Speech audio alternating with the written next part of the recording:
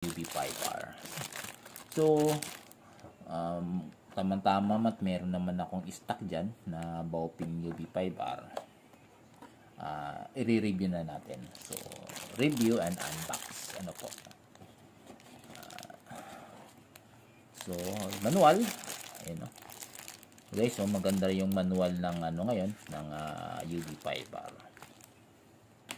Yun yung radio niya, yung battery niya, so yung kanyang antena, of course hindi mawawala talaga yung kanyang discharger. So maraming tawag dito guys, discharger, desktop charger. Kasi ba't tinatawag na desktop charger? Desktop, kaya nasa taas ng this. So itinutungtong mo kasi dito guys. So pwede rin desktop charger, discharger. So anyway, it's the same, di ba? So yung kanyang laging walang kamatayan na strap. Hindi ko alam kung ang tawag nito, basta ang tawag dito is strap lang.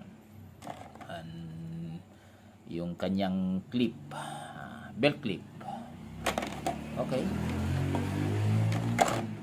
So, review na natin itong Baopin na ito. So guys, may isang kaibigan tayo, nasa serbisyo naman po. Sabi sa akin, may radio, yung radio daw niya ay hindi po niya magamit kasi nag-green lang po yung ilaw.